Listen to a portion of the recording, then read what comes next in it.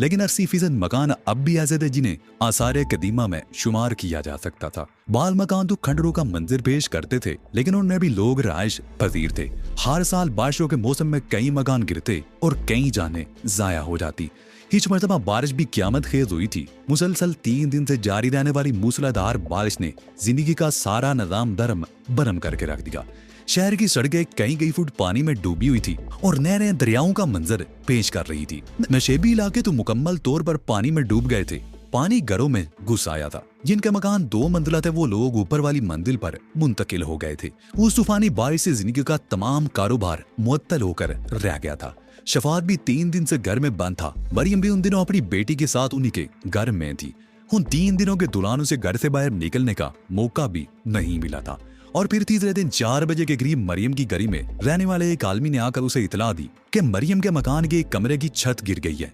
Maryam sir पीट कर रह गई। शफात बरसी बारिश में मरियम को साथ लेकर उसके घर की तरफ रवाना हो गया।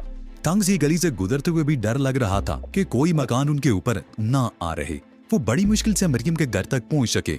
मरियम का मकान सिर्फ 2 कमरों पर मुश्तमिल था और सामने मुख्तसर सा सेन। मकान बहुत कदीम था। उसकी ईंटें पुरानी होकर बुरबुरी हो चुकी थी। छत उस कमरे की गिरी थी जिसमें मरियम अपनी बेटी के साथ सोया करती थी।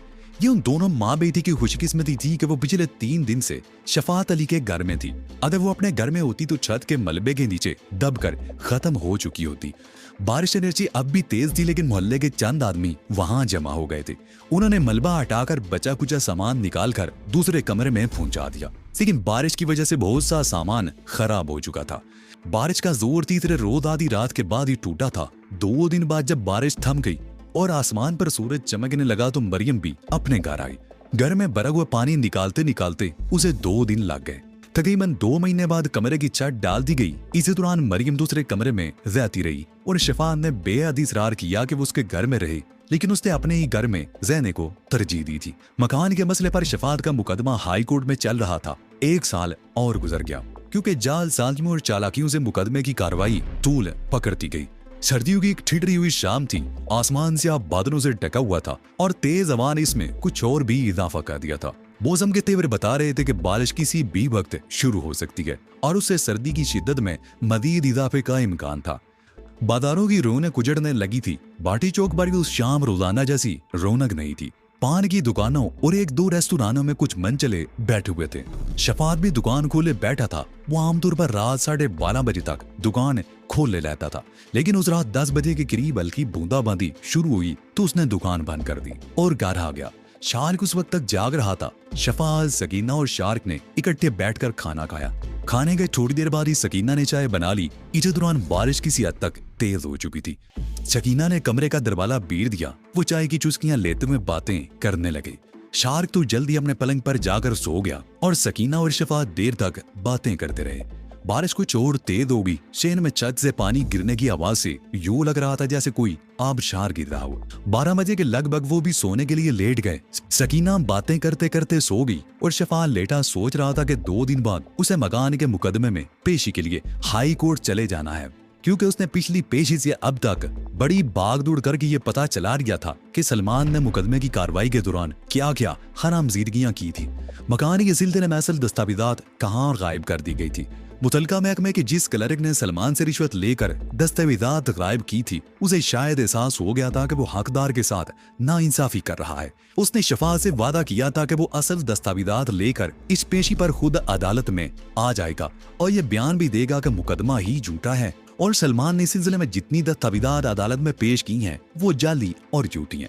शफात को यकीन था कि मुतलका बयान और असल दस्तावेजात सामने आ जाने से केस का रुख बदल जाएगा और ज्यादा से ज्यादा मजीद 1-2 पेशियों में मुकदमे का फैसला उसके हक में हो जाएगा।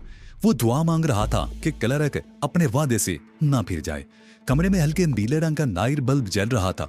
उसने दीवार की कलाक की तरफ देखा जहां 2 बज रहे थे। आज न जाने उसे क्यों नींद नहीं आ रही थी। हालांकि वो दुकान से आने के बाद जल्दी सो जाया करता था, लेकिन आज नींद उसकी आंखों से गायब हो चुकी थी। उसने अपने साथ ही पलंग पर सोई सकीना की तरफ देखा। नील को रोशनी में वो पहले से भी ज्यादा हसीन लग रही थी। बाल उसके चेहरे पर बिखरे हुए थे। शफात उसके चेहरे से बाल हटाने लगा और रुखसारों पर उसकी उंगलियों का लम्स महसूस करके सकीना की आंख खुल गई।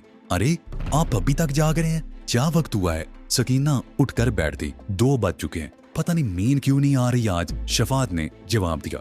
सकीना कुछ कहना ही चाहती थी कि बाहर से दब की आवाज सुनाई दी। तेज बारिश के बावजूद उन दोनों ने साफ तौर पर वो आवाज सुनी थी। शायद बाहर कोई है। सकीना ने सरगोशी की। उसके लहजे में हल्का सा खौफ था। इस मूसलाधार बारिश में कौन हो सकता है? मेरा ख्याल है पड़ोसी के किसी मकान की दीवार गिरी है। आवाज उसी की हो सकती है, शफात ने जवाब दिया। उसी लम्हे दब दब की 2 और आवाजें सुनाई दी। बाहर कोई है शफात? सकीना ने फिर सरगोशी की। इस मर्तबा उसके लहजे में खौफ पहले से नुमाया था। लगता है जैसे कई आदमी दीवार से कूदे हैं। तुम्हारा वहम है, फिर भी मैं देख लेता हूँ, शफात कहते हुए लिहाफ में से निकल आया। दब दब की आवाजों से उसे भी यही शुबा हुआ था कि जैसे 2-3 आदमी दीवार से नीचे कूदे हों। लेकिन यह भी हो सकता है कि पड़ोसी के किसी मकान की दीवार तेज बारिश की वजह से गिर रही हो। वो दरवाजा खुलकर बाहर आ गया। बाहर गहरी तारीकी थी और तेज बारिश हो रही थी। शफात ने बाहर निकलकर कमरे का दरवाजा पीट दिया और बरामदे में खड़ा तेज बारिश और तारीकी में इधर उधर देखने लगा। दफतन उसे यूं महसूस हुआ जैसे बैरूनी दरवाजे के करीब कोई साया तेजी से बैठक की आड़ में हुआ हो। शफात बारिश की परवाह किए बगैर बरामदे से निकलकर बैठक की तरफ बढ़ने लगा। आंगन में पानी भरा हुआ था। चलने से शराब शराब की आवाजें पैदा हो रही थी। बैठक के करीब पहुंचकर वो बोला, कौन है उस तरफ? मगर कोई जवाब नहीं मिला। वो आगे बढ़ना ही चाहता था कि अकब से शराब की आवाज सुनकर वो तेजी से पलटा, लेकिन उसे कुछ देर हो चुकी थी। उसके पीछे 2 कदम खड़ा हुआ एक नकाबपोश उस पर वार कर चुका था। शफात अगर ना मुड़ता तो ये वार उसके सर पर पड़ता, लेकिन अब राइफल का बट किसी हथौड़े की तरह उसके दाएं कंधे पर लगा था। वो चीखता हुआ लड़कर अगर पीछे हटा। उसी लम्हे एक और साया दीवार की आड़ से निकलकर सामने आ गया। उसके हाथ में खंजर था। उसने खंजर का भरपूर वार किया। खंजर जस्ते तक शफात के शाने में पेवस्त हो गया। उसके मुंह से निकलने वाली दूसरी चीख पहली से ज्यादा खौफनाक थी। उसी लम्हे बादल गरजे। उसकी चीख तेज बारिश और बादलों की गर्ज में दब गई। लेकिन कमरे में पलंग पर लेटी हुई सकीना ने शोहर के चीखने की आवाज सुन ली थी।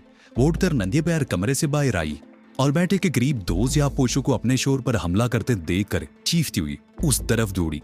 अभी वो वहां पहुंची थी कि एक और ज़ियापोश बैठक की दीवार की आड़ से निकल आया। उसके हाथ में भी खंजर था। उसने सकीना पर खंजर से हमला कर दिया। खंजर सकीना के पैरों में लगा। उसके मुंह से चीख निकल गई, लेकिन जख्मी होने के बावजूद वो अपने शोहर को बचाने के लिए आगे दौड़ी। हमलावर दोबारा उसकी तरफ लपका। सकीना अपने शोहर को दूसरे हमलावर से बचाने की कोशिश में उससे लिपट गई। दूसरे हमलावर ने फिर उस पर खंजर से हमला कर दिया। इस बार खंजर उसके शाने पर लगा। तीसरा ज़ियापोश जिसके पास राइफल थी, राइफल को लठ की तरह घुमाकर उन पर हमले कर रहा था।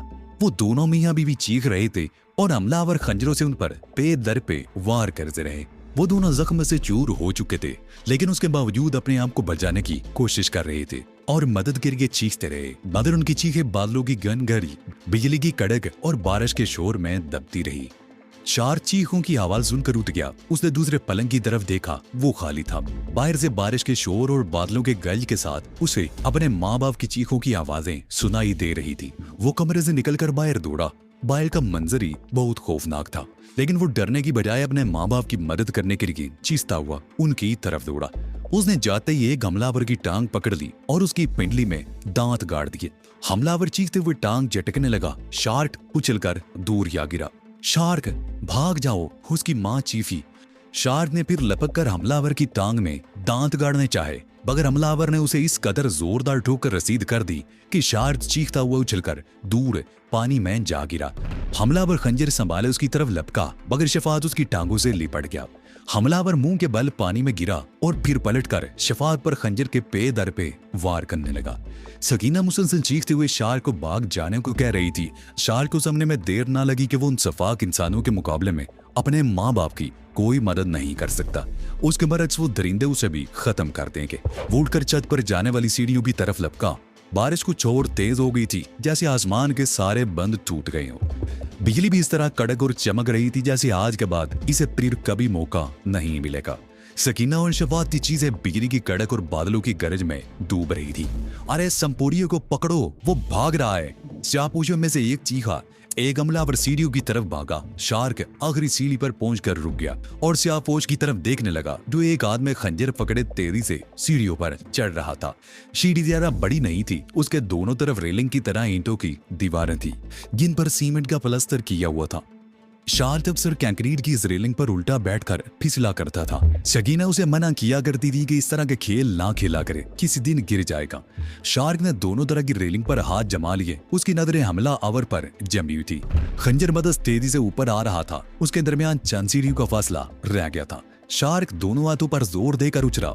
उसके दोनों पैर पूरी कुव्वत से स्यापोच के मुंह और सीने पर लगे। उसकी ये कार्रवाई स्यापोच हमलावर के लिए बिल्कुल गैर मुतवक्को थी। उसके मुंह से चीख निकल गई और वो अपना तवादन बरकरार ना रख सका और सीढ़ियों पर लुढ़कता हुआ नीचे जा रहा था। शार्क संभलकर छत की तरफ दौड़ा। छत पर इधरचे 2 कमरे थे, लेकिन उसे यकीन था कि वो सफाक दरिंदे उसे इन कमरों से ढूंढ निकालेंगे। वो परेशान निगाहों से इधर उधर देखने लगा और फिर दौड़कर पिछली तरफ से ममती पर चढ़कर सीने के बल लेट गया। सीढ़ियों पर लुढ़कने वाला हमलावर संभलकर दोबारा सीढ़ियां चढ़ने लगा। वो छत पर आकर इधर उधर देखने लगा। उसने दोनों कमरे भी देख लिए और फिर वो चारों तरफ देखने लगा। बम्पी की तरफ उसका ध्यान नहीं गया, अलबत्ता वो दूसरे मकानों की छतों की तरफ देखने लगा जो इस मकान की छत से बिली हुई थी। शार्क उसे कहीं भी नजर नहीं आया। वो दौड़ता हुआ दोबारा नीचे पहुंच गया। वो भाग गया। ऊपर से आने वाले स्यापोच ने अपने साथियों को बताया, ये दोनों खत्म हो चुके हैं, अब भागो यहाँ से। अगर उस लड़के ने लोगों को जमा कर लिया तो यहाँ से निकलना मुश्किल हो जाएगा। दूसरे हमलावर ने सकीना के सीने पर खंजर का आखिरी वार किया। खंजर दस्ते तक सकीना के सीने में महफूज हो गया। सकीना के मुंह से एक आखिरी गुटी गुटी सी चीख निकली। वो तड़पी और फिर बेहरकत हो गई। हमलावर ने खंजर उसके सीने में ही छोड़ दिया और उठकर अपने दोनों साथियों के साथ बाहर के दरवाजे की तरफ दौड़ा। राइफल वाले नकाबपोश ने दरवाजा का कुंडा उतारकर बड़ी आहिस्तगी से दरवाजा खोला और बाहर झांका। फिर अपने साथियों को इशारा करता हुआ बाहर निकल गया। उसके दोनों साथी भी बाहर निकल आए और आखिर में बाहर आने वाले ने बड़ी आहिस्तगी से दरवाजा पीट दिया। वो तीनों बरसती हुई बारिश में तारीक गली में निकल गए। शार्क ममती पर सीने के बल लेटा बारिश में भीगता और सर्दी और खौफ की शिद्दत से कांपता रहा। उसने तीनों हमलावरों को मकान से निकलते हुए देख लिया था और जब उसे यकीन हो गया कि वो लोग दूर जा चुके होंगे तो वो ममटी से उतरकर दौड़ता हुआ सीढ़ियों से उतरकर सेन में आ गया। वो अपने बाप के पास घुटनों के बल बैठ गया। शफात खत्म हो चुका था। उसके जिस्म पर लातादाद जख्म थे जिनसे बहने वाला खून सेन में जमा पानी में शामिल हो रहा था। वो चीखता हुआ मां की तरफ दौड़ा। सकीना के सीने में खंजर महफूज हो चुका था। उसने खंजर को दस्ते से पकड़कर पूरी कुव्वत से बाहर निकाल लिया। खंजर बाहर आते ही जख्म से खून का फवारा बह निकला। सकीना भी खत्म हो चुकी थी। उसका जिस्म जख्मों से चूर था। शार्क चीखता हुआ मां से लिपट गया। वो कभी मां को कंधों से पकड़कर झंझोड़ता और कभी बाप को पुकारता, मगर वो दोनों उससे बहुत दूर जा चुके थे। शार्क उठकर मदद के लिए चीखने लगा। खंजर उसके हाथ में था। उसकी चीखों की आवाज बादलों की दिन गर्ज और बिजली की कड़क में दब कर ही रह गई। वो लड़खड़ाता हुआ बरामदे में आ गया। उसने बरामदे के जतून के सारे टेक लगाकर खड़े होना चाहा, मगर उसकी टांगें बेजान हो गई थी। वो कप कपाता हुआ नीचे बैठता चला गया। शार्क बरामदे के भीगे हुए फर्श पर आड़ा तिरछा पड़ा था। बारिश के छींटे उस पर पड़ रहे थे। मां के सीने से निकाला हुआ खून आलूद खंजर उसके हाथ में था और उसके मुंह से सिसकियां निकल रही थी। दिमाग बऊफ हो गया था। उसकी आंखों के सामने तारीकी की चादर फैलने लगी थी। उसके मुंह से आखिरी सिसकी निकली और फिर उसका ज़हन मुकम्मल तारीकी में डूबता चला गया। वो बेहोश हो चुका था। मरियम रिहाव में दुबकी देर से जाग रही थी। उसके साथ लिपटी हुई रदिया गहरी नींद में थी। तकरीबन 2 घंटे पहले मरियम भी गहरी नींद सो रही थी कि अचानक ही उसकी आंख खुल गई। वो ये समझ नहीं सकी थी कि उसकी आंख क्यों खुली थी, लेकिन दिमाग में सनसनाहट थी। एक अनजाना सा खौफ था जिसने उसे अपनी लपेट में ले लिया था। वो इस खौफ की वजह भी नहीं समझ सकी थी। इससे पहले तो उस पर ऐसी तभी कैफियत तारी नहीं हुई थी। बाहर बारिश हो रही थी। बादलों की घन गरज और बिजली कड़क सुनाई दे रही थी। एक मर्तबा तो बिजली जोर से कड़की कि वो काम कर रह गई। उसे यूं लगा जैसे बिजली उसके आशाने पर गिरी हो। उसे सहम कर सोई हुई रजिया को अपने साथ लिपटा लिया। उस वक्त 4 बज चुके थे। मरियम ने दोबारा सोने की कोशिश की, मगर कामयाब ना हो सकी। वो अपने बिस्तर पर लेटी छत को घूरती रही। उसके जहन में अजीबो गरीब ख्यालात आ रहे थे। वो जागते हुए डरावने ख्वाब देख रही थी। उसे हर तरफ खून ही खून बिखरा हुआ नजर आ रहा था। उसने कई मर्तबा सर झटक कर उन खौफनाक और अनजाने ख्यालात को ज़हन से निकालने की कोशिश की। फिर वो सूरज यासीन पढ़ पढ़कर अपने आप पर फूंकने लगी। बाहर मुसलसल बारिश और बादलों की गनगन का शोर सुनाई दे रहा था। 6 बजे के करीब बारिश बंद हो गई। मरियम कुछ देर और लिहाफ में दुबकी रही, फिर बिस्तर से निकल आई। शाल ओढ़कर उसने दरवाजा खोला तो सर्द हवा की लहर उसके जिस्म से टकराई। वो कपकपा कर रह गई। बाहर ज़हन में पानी भरा हुआ था। बारिश रुक चुकी थी। लेकिन गहरे बादलों ने अब भी आसमान पर कब्जा जमा रखा था। उसने कमरे से निकलकर दरवाजा बंद कर दिया और गुसल खाने में आ गई। मुंह हाथ धोने के बाद बावर्ची खाने में चली आई। बावर्ची खाने की छत एक जगह से खराब थी, फर्श पर पानी जमा था, लेकिन उससे टपकने वाले पानी से किसी चीज को नुकसान नहीं पहुंचा था। उसने रात ही को फर्श पर रखी सारी चीजें उठाकर ऊपर थड़े पर रख दी थी। उसने चूल्हा जलाकर अपने लिए चाय बनाई और वो प्याली लेकर दोबारा कमरे में आ गई। बाहर अगरचे दिन की मुलगजी रोशनी फैलना शुरू हो गई थी, लेकिन कमरे में अभी भी अंधेरा था। उसने नाइट बल्ब बुझाकर ट्यूबलाइट जला दी और चारपाई के करीब ही एक पुरानी सी कुर्सी पर बैठकर गर्म गर्म चाय की चुस्कियां लेने लगी। 6:45 के करीब उसने रजिया को जगा दिया। तेरा स्कूल तो आज नहीं खुला होगा, पानी में डूब गया होगा कमबख्ती का मारा। चल उठ, मुंह हाथ धो ले, मैं तेरे लिए नाश्ता तैयार कर देती हूँ। नाश्ता करके बीबी जी के यहाँ सपारा पढ़ने चली जाना। मैं भी सकीना के यहाँ ही चली जाऊंगी। तू सपारा पढ़ने के लिए बीबी जी यहाँ के ही रहना, वापस आऊंगी तो तुझे ले लूंगी वहां से। रजिया सर्दी में कपकपाती हुई मुंह हाथ धोने गुसल खाने में चली गई और मरियम बावर्ची खाने में आकर नाश्ता तैयार करने लगी। 7:15 के करीब रजिया सिपारा लेकर बीबी जी के यहाँ चली गई, जिसका घर इसी गली में था। मकान को ताला लगाया और चाबियों का गुच्छा ओढ़नी के पल्लू से बांधती हुई सकीना के मकान की तरफ चल पड़ी। वो आमतौर पर 7 बजे की हाथ चली जाया करती थी। उस वक्त तक शफात खरीद के लिए मंडी जा चुका होता। शाह 7:45 बजे स्कूल जाता था। उसके लिए खाना वगैरह मरियम ही तैयार करती थी।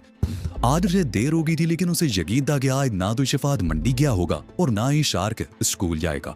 मरियम 10 मिनट में शफात के मकान के सामने पहुंच गई। 2-3 आदमी कहीं और चादरों की बुकले मारे गली में से गुजर रहे थे। मरियम ने दरवाजे के साथ लगी घंटी का बटन दबाया। उसने घंटी की आवाज सुनी थी। वो बटन से हाथ हटाकर दरवाजा खुलने का इंतजार करने लगी। 2-3 मिनट गुजर गए, दरवाजा नहीं खुला। उसने दोबारा घंटी बजाई। इस मर्तबा भी किसी ने दरवाजा नहीं खोला और तीसरी मर्तबा भी घंटी बजाने पर दरवाजा नहीं खुला तो उसने दरवाजा खटखटाने के लिए जोर से हाथ मारा। हाल पड़ते ही दरवाजा खुल गया। मरियम हैरान सी रह गई। उसे समझने में देर ना लगी कि रात को गलती से वो कुंडा लगाना भूल गए होंगे, या मुमकिन है सुबह 7 बजे शफात ने कुंडा खोल दिया हो और अब लिहाब में दुबका हुआ हो। वो दरवाजा पूरी तरह खोलकर अंदर दाखिल हो गई, लेकिन 2-3 कदम आगे बढ़ते ही वो इस तरह रुक गई जैसे जमीन ने उसके पैर पकड़ दिए हों। सामने ही जेद में शफात और सकीना की लाशें पड़ी हुई थी और चारों तरफ खून फैला हुआ था। शेन में जमा पानी भी खून से सुर्ख हो रहा था। उसके दिमाग में धमाके होने लगे। एक मर्तबा उसके जहन में ख्याल आया कि फिर तो जागते हुए डरोना ख्वाब तो नहीं देख रही। उसने अपनी उंगली को दांतों में दबाया। उसके मुंह से सिसकारी सी निकल गई। वो ये ख्वाब नहीं देख रही थी, वो ये खौफनाक हकीकत का सामना कर रही थी। दूसरे लम्हे वो चीखती हुई दरवाजे से बाहर निकल गई और लोगों को मदद के लिए पुकारने लगी। 4 मिनट में ही लोगों का हुजूम जमा हो गया। लोगों की वजह से गली का रास्ता बंद हो चुका था। शफात के पड़ोसी और कुछ और लोग आंगन में घुस आए थे। उनमें वकील सलमान भी शामिल था। लोग शफात और सकीना की लाशों के गिर्द जमा थे और सलमान इधर उधर देख रहा था। दफातन वो चीखा, अरे वो देखो बरामदे में। उसने बरामदे की तरफ इशारा किया जहां शार्क बेहोश पड़ा था। सलमान के साथ 2-3 आदमी दौड़ते हुए उस तरफ आ गए। मरियम भी सर पीटती हुई वहां पहुंच गई। शार्क के एक हाथ में अब भी खंजर दबा हुआ था। मरियम ने झुककर उसके चेहरे को हाथ लगाया। उसका खून आलूद लिबास देखकर मरियम समझी थी कि वो भी खत्म हो चुका है, मगर वो जिंदा था और उसका जिस्म तेल बुखार में फनक रहा था। उसने शार्क के हाथ से खंजर पकड़ना चाहा तो सुलेमान चीख उठा, इसे हाथ मत लगाना माई, मुझे इस लड़के पर पहले ही शुबा था कि बड़ा होकर कुछ न कुछ करेगा, लेकिन इसने तो छोटी सी उम्र में ही बहुत बड़ा कारनामा कर दिखाया। क्या बकवास कर रहे हो तुम? मरियम चीखी, इसके माँ बाप कत्ल हो गए हैं। वो खुद पता नहीं कब से यहाँ बेहोश पड़ा, बुखार में तप रहा है, और तुम कहते हो? खुद ही देख लो भाइयों। सुलेमान ने उसकी बात काटते हुए करीब खड़े हुए आदमियों की तरफ देखा। इसके हाथ में खून आलूद खंजर है, लिबास खून से तर हो रहा है। मैं तो बहुत अरसे से इसके लक्षण देख रहा था। मुझे यकीन है कि अपने माँ बाप को इसी ने कत्ल किया है और आ रहा है कत्ल यही खंजर है जो इसके हाथ में है। बारे वो बुखार में तप रहा है और तुम कह रहे हो कि उसने अपने माँ बाप को कत्ल किया है। शर्म आनी चाहिए तुम्हें। मरियम दाढ़ी। एक और आदमी ने झुककर शाल की पेशानी को छुआ। वो वाकई बुखार में तप रहा था। लड़के को बहुत तेज बुखार है, सबसे पहले इसका बंदोबस्त होना चाहिए। अगर कुछ हो गया तो असल हकीकत का पता नहीं चल सकेगा, उस आदमी ने कहा। हकीकत तो वही है जो इस वक्त सबके सामने है, सलमान ने जवाब दिया। मैं एक वकील हूं और कानून के तकादों को अच्छी तरह समझता हूं। जब तक पुलिस नहीं आ जाती कोई इसे हाथ नहीं लगाएगा। किसी ने जाकर पुलिस को इतला कर दी थी। तकरीबन आधे घंटे बाद पुलिस पहुंच गई। सेन में पड़ी हुई लाशों का जायजा लेने के बाद